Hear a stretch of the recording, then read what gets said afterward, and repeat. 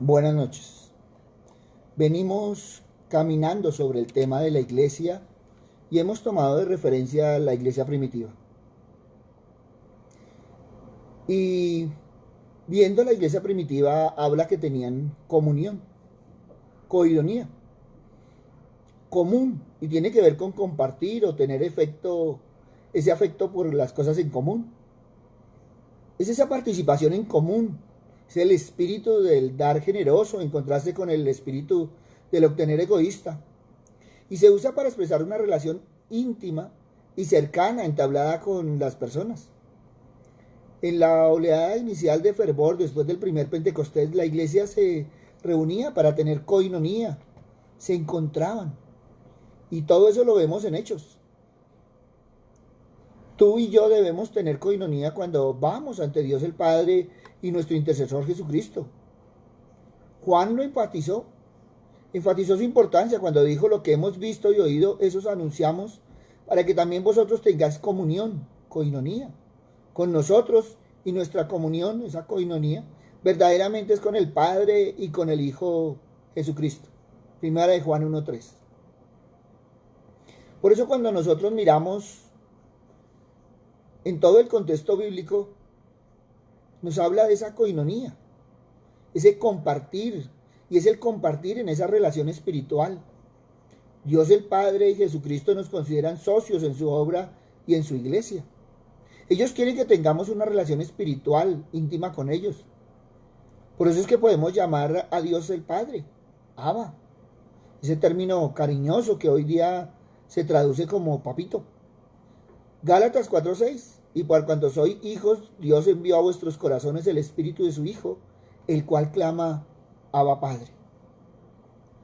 Pero también en esa coinonía podemos llamar a Cristo nuestro hermano mayor.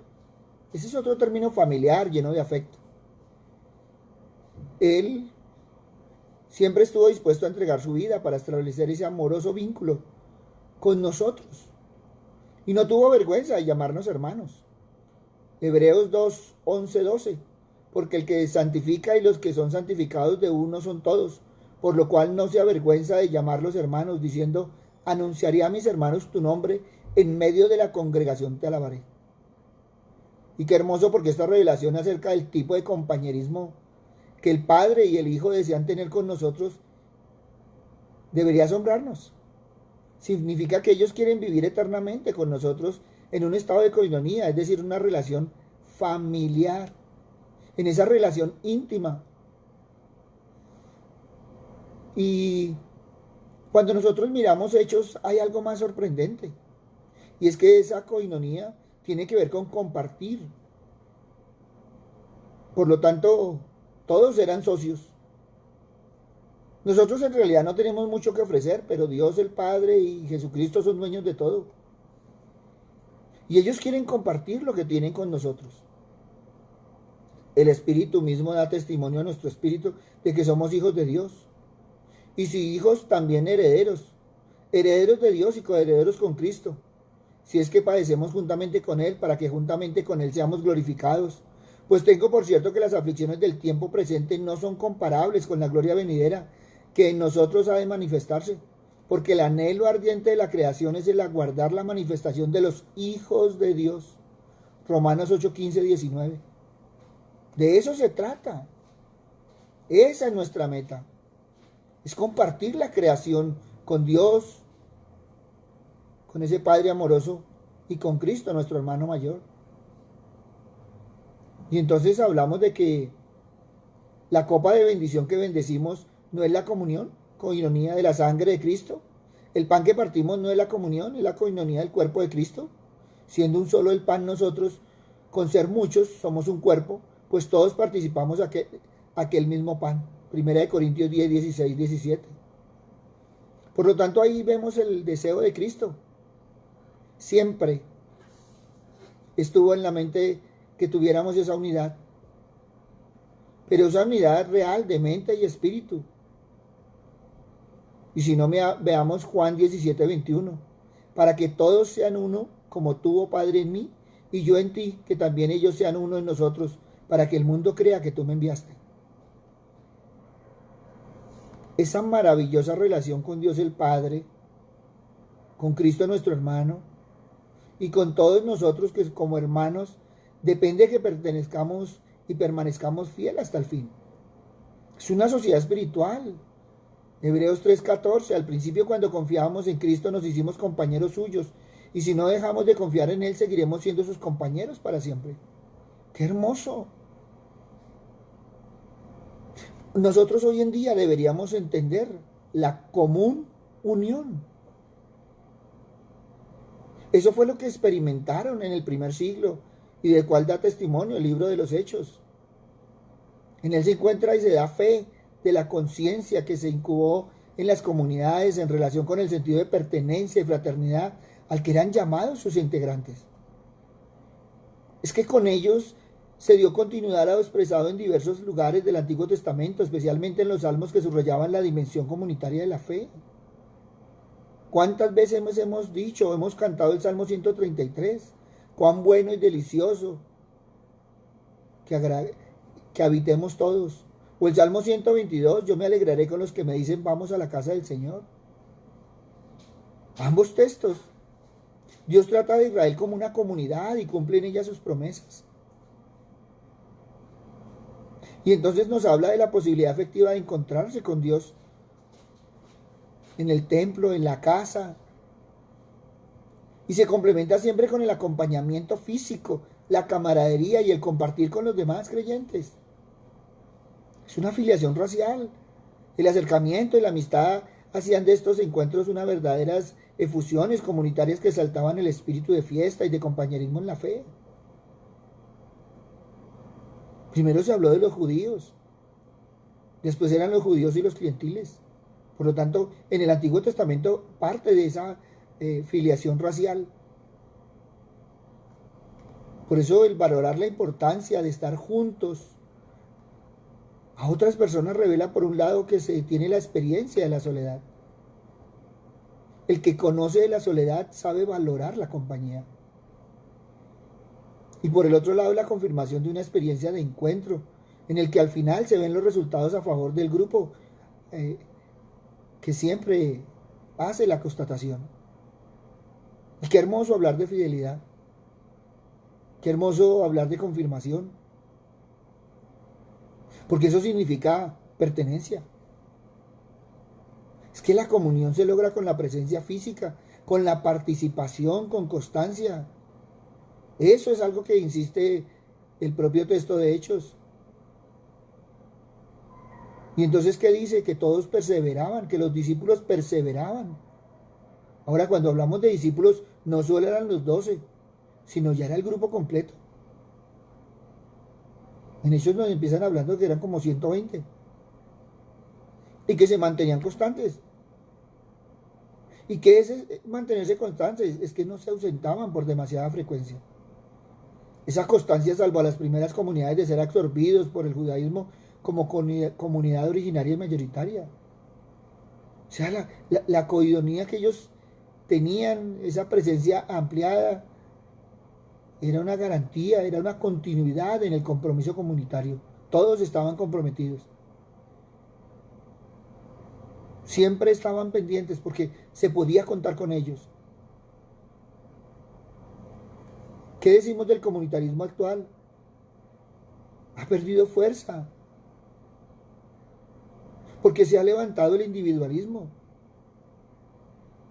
Pero aquí estamos hablando de crear, de establecer, de mantener esos lazos continuos de confianza, camaradería y visión. Ese destino común para las personas.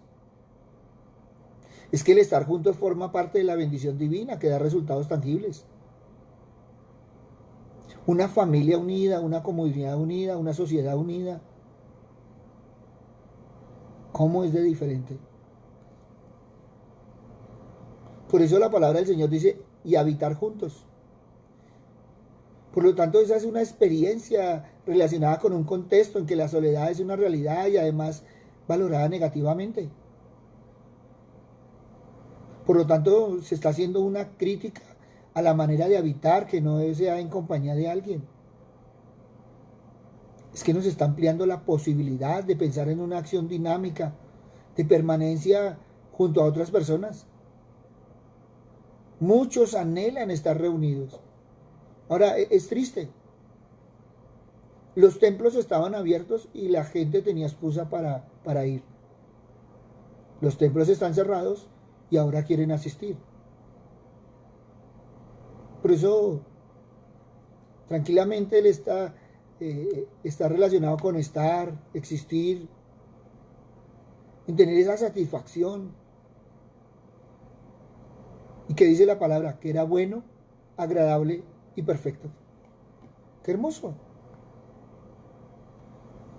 Porque es que encontramos en ello la descripción de la vida primitiva, de esa primitiva comunidad, de esa comunidad de bienes que en ella se practicaba.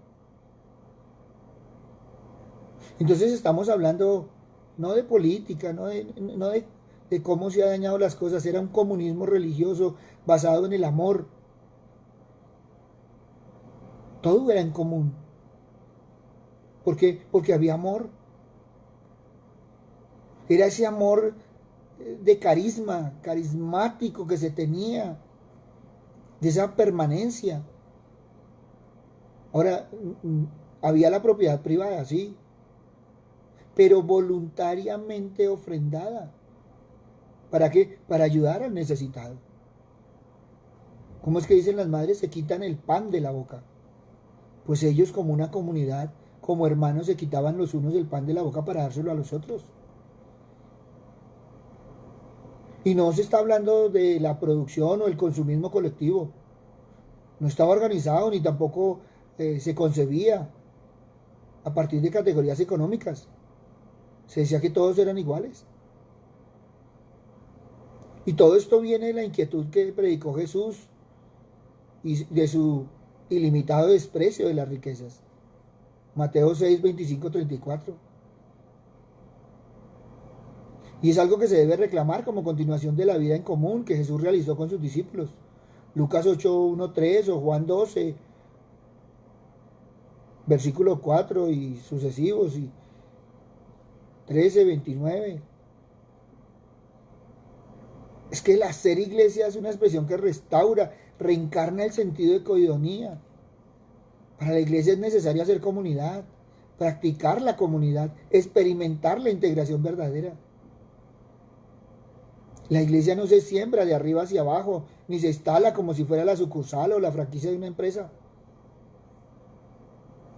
Y no debemos equivocarnos, no es un club a donde se va a comparar o confrontar con personas del mismo ingreso, los avances sociales de cada familia, no. La iglesia es una coinonía en movimiento. Y siempre va a contracorriente de los mecanismos dominantes de ser asociaciones o grupos únicos. O fundaciones que buscan algún interés o propósito. Que puede ser loable, puede ser deseable. Pero no por ello serán iglesia. Eso será otras cosas. Es que la iglesia es como la propia familia. Los hermanos no se escogen en una especie de casting o selección minuciosa. No. Eso no es un concurso. Todos somos hermanos y compañeros por la elección de alguien mayor que nosotros o que cualquier cuerpo colegiado. Es por la acción integradora del espíritu que desafía las normas sociales e instala ese amor ágape como norma de conducta comunitaria. Yo respeto, pero a veces a la gente le dicen que no sirve. ¿Para quién? ¿Para el hombre o para Dios? Para Dios todos servimos. Yo no sé con qué autoridad le dicen, usted no sirve. De pronto se le puede decir no participa o no quiere o no hay que obligar. Mire, tenemos que aprender que como comunidad es como el Transmilenio. Yo siempre lo he puesto de ejemplo. Usted llegue a la puerta de la estación y grítele al conductor que lo espere, que ya voy a pasar el tiquete, espéreme un segundito. No, él va con su ruta. Y si usted se subió, genial, si no le toca esperar el otro Transmilenio. Así debe ser en la iglesia. Porque es que hay gente que lo está pensando. Están mirando a ver qué va a hacer. Es que las iglesias no son ONGs. Su acción se orienta socialmente. Las iglesias son expresiones visibles, muchas veces imperfectas y esperanzadas de la posible coinonía en el mundo. Mire, cuando nosotros vamos a la palabra del Señor y vemos el tiempo comprendido entre la muerte de Cristo y el último día, los cristianos puedan vivir como otros cristianos, pues estamos hablando de una comunidad visible sobre la tierra. Y esto no es otra cosa sino la anticipación misericordiosa del reino que ha de venir. Tú eres parte del reino, tienes que empezar a vivirlo. Es que es Dios en su gracia que permite la existencia en el mundo de semejante comunidad. Y Dios no la tiene como comunidades, no, la tiene como una comunidad reunida alrededor de la palabra, alrededor de Cristo. Es como la reunión de ejércitos. El hecho de que tú tengas diferente uniforme no quiere decir que no eres del ejército del Señor. Por eso Mateo 18, 19, 20 debería estar tan metido en nuestro corazón. Si dos de ustedes se ponen de acuerdo aquí en la tierra para pedir cualquier cosa, mi Padre que está en el cielo se la concederá. Pues allí donde dos o tres se reúnen en mi nombre, allí estoy yo en medio de ellos. En nombre y la voluntad de Cristo. Es que la realidad de la comunidad, esa coinonía en los evangelios, se remonta hasta el propio Jesús de Nazaret. ¿Por qué no echas una caminadita por Mateo y encontrarás el proyecto de Mateo? Allí se resume en la posibilidad de que el reino de Dios produzca la realidad de una comunidad nueva. Y entonces mira el capítulo 18, una visión no idealizada de lo que podía y debía ser la iglesia de Jesucristo. No, no, no. Es que desde el capítulo 16 anuncia la realización de un nuevo pueblo de Dios, basado en el reconocimiento de sí mismo como Hijo de Dios y Señor. Mira Mateo 16, 13, 20. Es que esa iglesia nueva, la manera en que Jesús mismo y los discípulos luego y las comunidades iniciales en su conjunto asumieron la labor de reconstruir la visión de ese nuevo pueblo de Dios, es algo que hoy deberíamos revisar. Deberíamos evaluar esas bases que Mateo expone como esenciales para subrayar la existencia de una comunidad auténtica en coinonía. Y entonces vamos a encontrar ese énfasis. Y podríamos caminar entonces para ver esta parte importante. Ahora, parte de la base de cómo Jesús va llevando todas estas cosas. Si tú miras allá, luego del rechazo de Jesús en la sinagoga de Nazaret, por parte de los judíos, Mateo 13, 54, 58, Jesús abre las puertas de la gracia a los gentiles. Y es ahí donde empieza a plantearse verdaderamente un pueblo nuevo. Y entonces vamos a Mateo 18, 1, 35. Y entonces ese es el cuarto discurso. Viene el sermón del monte, vienen las instrucciones sobre la misión, las parábolas. Y ahora encontramos una instrucción sobre la comunidad eclesial. Y a veces no le ponemos en cuenta el esquema que él va delineando, las bases de comportamiento deseado por Dios en todos estos tiempos. Y si tú miras del Mateo 18, 1 al 14, entonces es una iglesia que opta por los pobres. Pero si tú miras del 18, 1 al 5, entonces está hablando quién es mayor en el reino de los cielos. Y si miras Mateo 18, 6, 9, no escandalizar a los pequeños, a los pobres. Y en Mateo 18, 10, no despreciar a los pequeños. Y en Mateo 18, 12 al 13 es la parábola de la oveja descarriada. es que el Padre no quiere que se pierda ni uno solo de estos pequeños. Y entonces cuando tú caminas por Mateo 18, 15 al 35, encuentra una iglesia del perdón y de la reconciliación.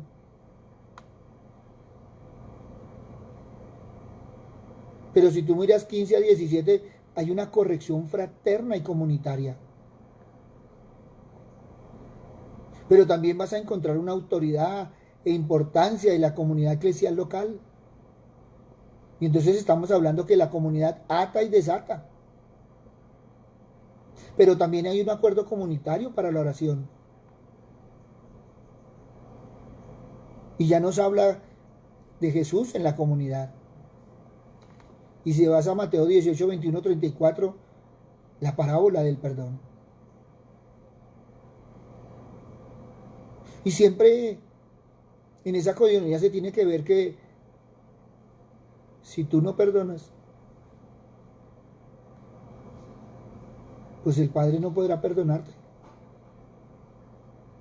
Por lo tanto, debemos perdonar de corazón unos a otros para que el Padre Celestial nos perdone también. Y estamos parados sobre el proyecto eclesial del propio Señor Jesucristo de la iglesia, y es el dueño de la iglesia. Ese es el mensaje de Mateo. No está hablando de ideas ni planes humanos sobre una comunidad, sino es la visión que sobre la única iglesia tiene el propio Dios en Jesús. Habla de una iglesia, no habla de denominaciones, de divisiones, no. Habla de una iglesia del Señor. Por lo tanto, la comunidad solo puede tener sus bases en esa visión cristológica. Tú y yo, como seguidores de Jesús, debemos vivir en comunidad su fe en el Dios de la vida. Pero en Mateo también es atento a la riqueza, pero también a las dificultades de esa convivencia. Y entonces reflexiona la experiencia eclesial que sustenta su evangelio. Y nos da normas precisas para ese compartir. Nos da la ruta crítica para alcanzar los objetivos. ¿Y cuál es esa ruta? Primero, acoger a los más pequeños. Ese es uno de los primeros requisitos para la vida en comunidad. Es dejar de lado toda búsqueda de privilegios y toda preferencia por personas de alto rango social. Y esto no solo se ve en Mateo, también se ve en Santiago. ¿Y qué nos dice el Señor? Que el mayor en el reino es el menor en este mundo, el despreciado. Por eso aquellos que siguen esta norma de conducta no deben preocuparse más por saber quién es el más grande en la comunidad cristiana. Ya no buscan títulos, buscan servicio. Y eso es diferente en la iglesia. ¿Y qué hace Jesús? Coloca al niño ante sus discípulos y le quita el piso a esa inquietud desorientadora. Y qué hermoso. Pero lo segundo es el amor al hermano, es la corrección mutua y fraterna. Y entonces nos habla por tres perícopes. Y nos recuerda que la iglesia está formada por justos y por pecadores. O más exactamente por personas que son las dos cosas a la vez. Habla de buscar la santidad, habla de ser santos porque somos apartados para Dios. Pero no de perfectos, habla de que todos pecamos. Y entonces ya Jesús está hablando y está puesto en la vida dentro de la comunidad. Y por eso nos habla de la corrección fraterna. Y eso solo puede venir de una experiencia eclesial interna. Si tú no la vives internamente, no la puedes compartir. Es que la vida en comunidad no puede basarse en actitudes fáciles y componedoras. Por lo tanto, ese amor cristiano rechaza el amiguismo que se traduce en una especie de coexistencia pacífica. A todo le dice que sí. Y no es llevar las ideas. Nada más lejos de una auténtica comunidad. Porque muchas veces estamos suponiendo una fraternidad Pero ¿y el resto? Una cosa es exhortarnos y otra cosa es estar criticándonos. Nada de eso tiene que ver con Cristo. Por eso también nos hace énfasis que la iglesia debe vivir siempre en presencia de Jesús.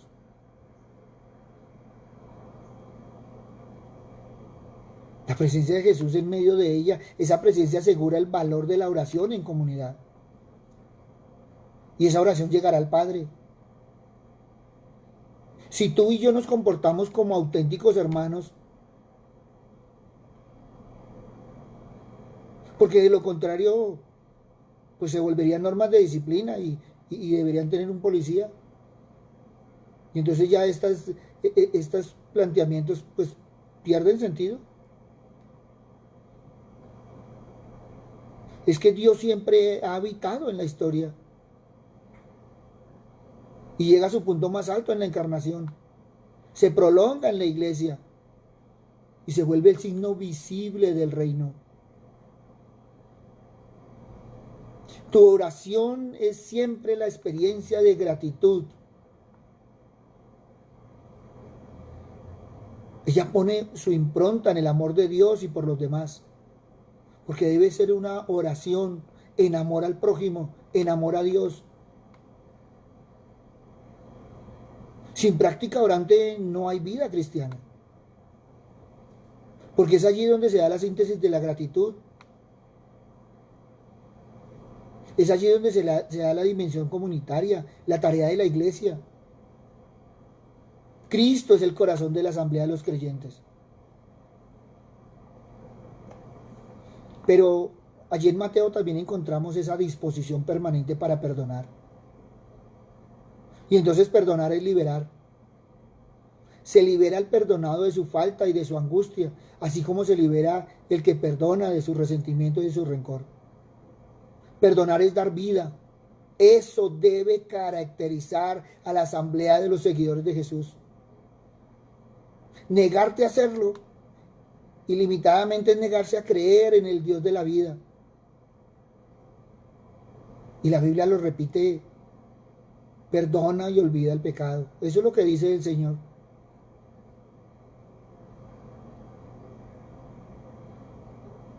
Esa partecita de que yo perdono pero no olvido, no puede ser más anticristiana que cualquier otra cosa. Y si tú miras el breve diálogo sobre el perdón, abre a la parábola del servidor. Porque es que el basamento del perdón está en el amor gratuito de Dios que todos estamos llamados a poner en práctica. Dios nos amó, nos dio a su Hijo para el perdón. ¿Y nosotros qué hemos hecho? Por eso el problema actual es que hemos idealizado la iglesia. Y se nos ha olvidado que la iglesia es una coidonía de fe, de servicio y fraternidad que intenta vivir según los postulados de quien la soñó, la propuso y nos dio esa nueva manera de existencia en el mundo. Ese es el planteamiento de Jesús de Nazaret en la experiencia de la gratitud.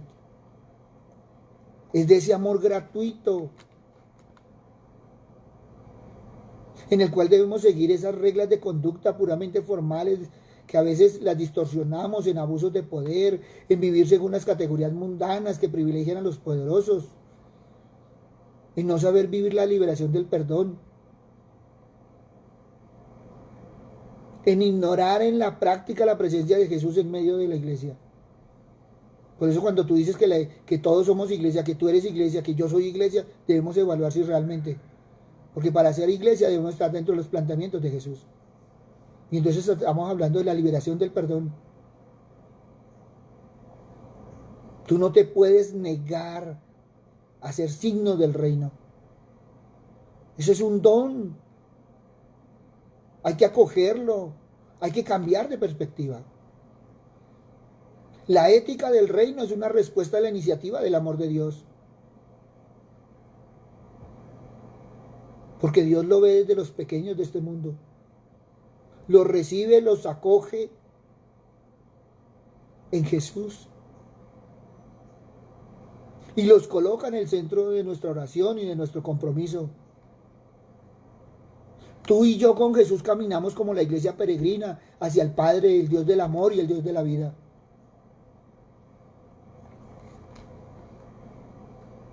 Y entonces ya estamos hablando de ese amor fraterno. Y qué hermoso, porque entonces ya estamos caminando por Primera de Tesalonicenses, sobre el capítulo 4.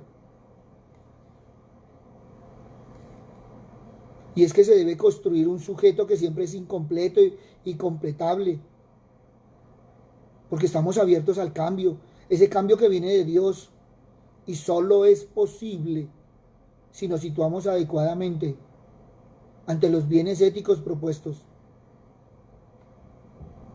Y si no, mira Primera de Tesalonicenses capítulo 4, versículos 4 y 5.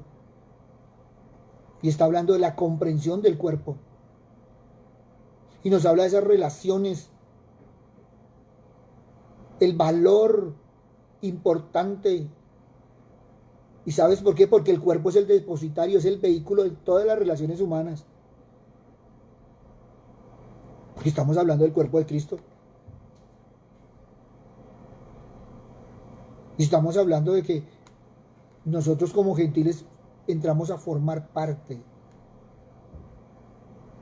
Pero ya no somos gentiles, porque los gentiles no conocen a Dios. Y la posesión según la voluntad de Dios en santidad. Por lo tanto, el propósito es que los gentiles lleguen a conocer a Dios por medio nuestro. Y entonces estamos ya hablando de que se debe superar la impureza. Se debe imponer el valor supremo de la consagración. Y entonces tú y yo, como iglesia que dice que eres, que somos, entraremos a este estado gracias a la obra del Espíritu. No es a la obra del ser humano. Y entonces ya estamos hablando que Dios se mete en lo cotidiano y lo santifica. Y santifica la persona y esas relaciones sociales que tiene. Por eso no puede caer en nosotros el amor fraterno. No podemos echar en olvido la hospitalidad. Y entonces ahí vemos la perseverancia. Y es estar firmes en los caminos derechos. Y entonces ya estamos hablando de la enseñanza de la carta de los Hebreos. Y estamos hablando de superar los sacrificios antiguos. ¿Mediante qué? Mediante la obra redentora de Cristo. No debe decaer el amor fraterno. No debe dejarse morir, sino intensificar en cada uno de los creyentes. Y estamos hablando de práctica. No es de decirlo, es de ejercitarlo. Y la rectitud debe ser nuestro andar. Y entonces ya estamos hablando de aceptar a los extraños, a los encarcelados, a los maltratados. Y Pablo nos pone una serie de ejemplos. ¿Por qué? Porque me está hablando de una agenda práctica que no olvida los aspectos morales que se mezclan, lo que algunos hoy llamarían el activismo social y la piedad. Y entonces ahí también se toca la sobriedad conyugal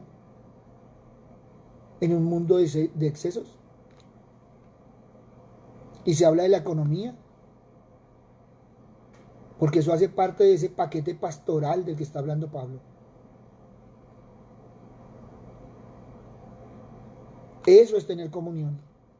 Eso es caminar realmente con el Señor.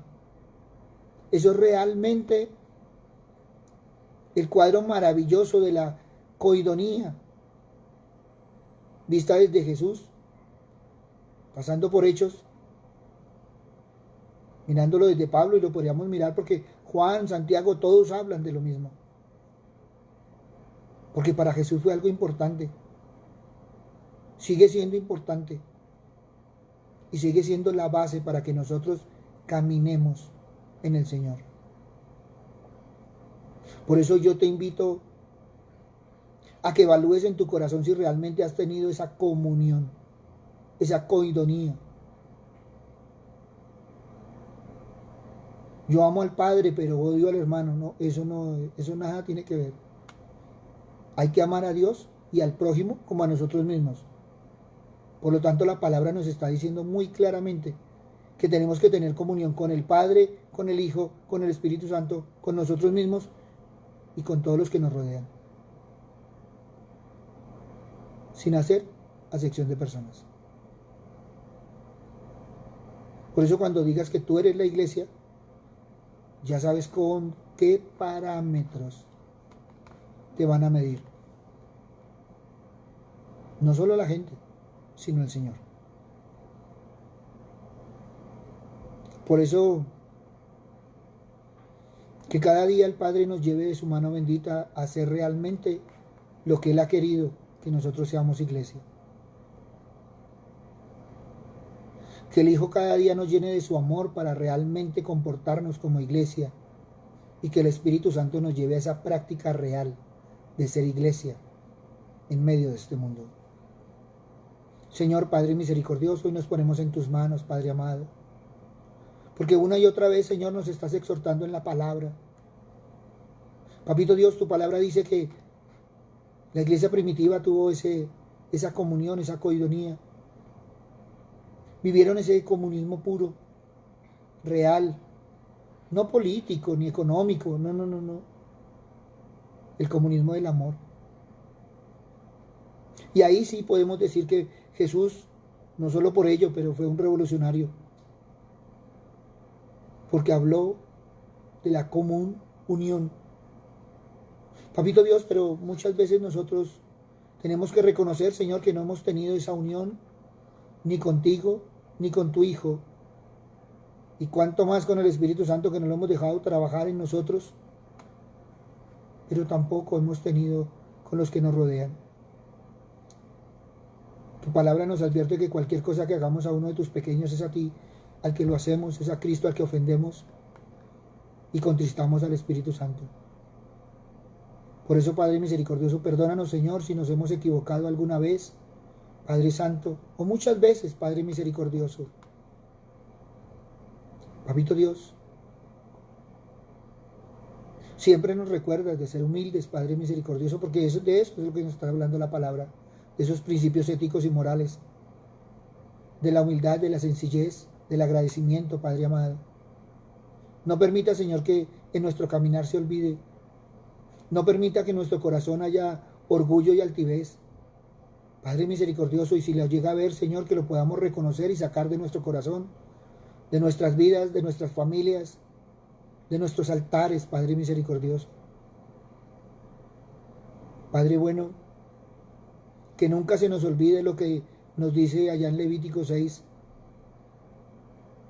porque cada día tenemos que avivar el fuego que hay en nosotros, ese fuego del Espíritu Santo, Padre misericordioso.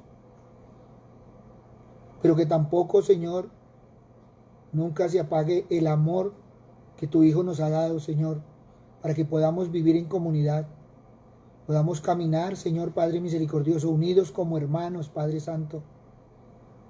Y te damos gracias, Señor, porque como mensajeros, Señor Padre misericordioso, somos simples servidores. Y vamos adelante, Señor, en tu palabra, cada día queriendo ser realmente esos hijos, esos compañeros, esos amigos de los que tú hablas en la palabra y de los que Cristo tanto habló también, tanto enseñó y nos ha dejado sus pisadas. Padre amado, queremos quedar en tus manos, Padre misericordioso, porque cada día, Señor Padre Santo,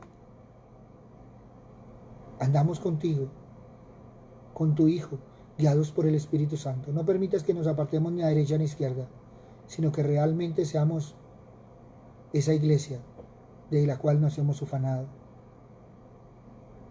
Los templos han cerrado por un tiempo, Padre misericordioso, pero tú nos has enseñado, Padre amado, que el templo de nuestro corazón no está cerrado para ti, que siempre debe estar abierto y dispuesto, Padre Santo, para que tú y tu Hijo puedan habitar en nosotros y para que el Espíritu Santo pueda hacer su obra.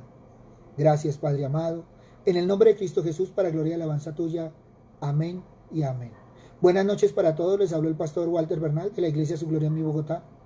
Un abrazo, muchas bendiciones y miremos si realmente somos la iglesia del Señor. Ahí está nuestro WhatsApp, nuestro Messenger. Si quieres escribirnos, si quieres hablar con nosotros, bien pueda. Gracias a todos los que nos han escrito. Gracias a todos los que han enviado sus comentarios y sus preguntas. Les hemos contestado, a veces no a la velocidad que quisieran, pero todos los hemos contestado. Por eso gracias por escribirnos, gracias por compartir con nosotros y vamos adelante en la palabra del Señor. Un abrazo, bendecido descanso. Buenas noches.